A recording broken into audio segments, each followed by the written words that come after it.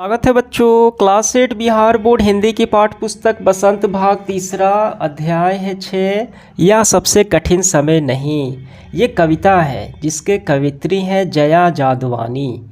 उन्होंने ये लिखा है और इसका मुख्य संदेश है, यानी कवित्री ये मानती हैं कि चारों तरफ और निराशा और अविश्वास का माहौल हो सकता है, लेकिन अभी भी सबसे बुरा समय नहीं आया है। इसे साबित करने के लिए वो हमारे दैनिक जीवन में बहुत सारे उदाहरण दे रही हैं। ठीक है, इस कविता में आप पढ़ेंगे तो ठीक, काफ़ी प्रेरणादायक कविता है और इसका मुख्य उद्देश्य है कि विपरीत परिस्थितियों में भी मनुष्य को आशा, सकारात्मकता और हौसला बनाए रखने चाहिए। आइए हम इसके सारे अभ्यास के प्रश्न हल करते हैं। इससे यह कठिन समय नहीं है, यह बताने के लिए कविता में कौन कौन से तर्क प्रस्तुत किए गए हैं स्पष्ट कीजिए।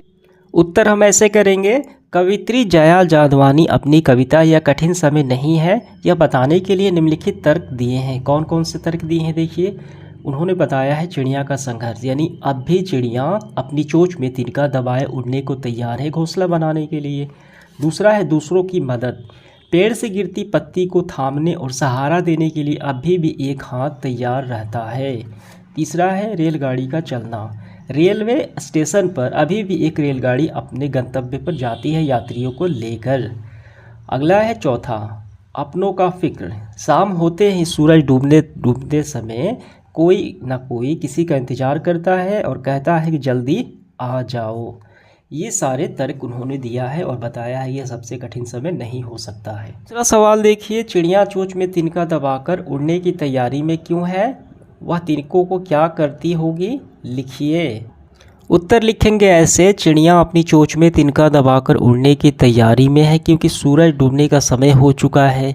उसके डूबने से पहले चिड़िया घोंसला बनाना चाहती है। वो तिनकों से अपने घोंसले तैयार कर अपने बच्चों के साथ रहेगी। घोंसला उसके परिवार को सुरक्षा प्रदान करेगा। आंसर हो गया। तीसरा है कविता में कई बार अभी भी, ठीक है, अभी भी का प्रयोग करके बातें रखी गई है। अभी भी का प्रयोग करते हुए 3 वाक्य हमें बनाना है और देखिए उनमें लगातार, निरंतर, बिना रुके चलने वाले किसी कार का भाव निकल रहा है या नहीं। आइए हम इसका आंसर लिखते हैं। ऐसे करेंगे, मुझे अभी भी सिर दर्द है।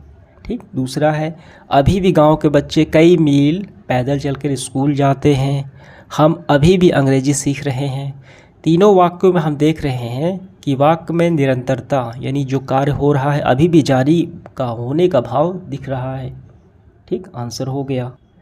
4 नंबर सवाल है, नहीं और अभी भी को एक वाक्य प्रयोग करके 3 वाक्य हमें लिखना है, दोनों को शामिल करना है और देखना है कि नहीं अभी भी के पीछे कौन कौन से भाव छिपे हो सकते हैं। ऐसे हम लिखेंगे, देखिए पहला, नहीं अभी में मेरी परीक्षा की तैयारी कम है। दूसरा, नहीं अभी भी इमारत का निर्माण नहीं हुआ है। तीसरा, नहीं अभी भी मेहमान आने में देर है। तो अभी भी निरंतर चलने वाली प्रक्रिया का बोध कराता है, जबकि नहीं जो है कार्य ना होने का कारण ये पता चलता है। ठीक है, आंसर हो गया। अगला है कविता से आगे। देखिए, घर के बड़े बूढ़ों द्वारा बच्चों को सुनाए जाने वाले किसी एक कथा की जानकारी प्राप्त कीजिए जिसके आखिरी हिस्से में कठिन परिस्थितियों का जीतने का संदेश हो। तो आपको ये लिखना है, यहाँ पे लगा देता हूँ। दूसरा है, आप जब भी स्कूल से घर जाते हैं तो कोई प्रतीक्षा कर रहा होता है। सूरज डूबते समय भी आपको खेल के मैदान से घर लौटने की सूचना देता है और घर पर आपको कोई प्रतीक्षा कर रहा है। प्रतीक्षा करने वाले व्यक्ति के विषय में क्या सोचते हैं, अपने विचार लिखिए। तो यहाँ पे आपको कर लेने हैं। तो समाप्त होता है सेशन हमारा। धन्यवाद।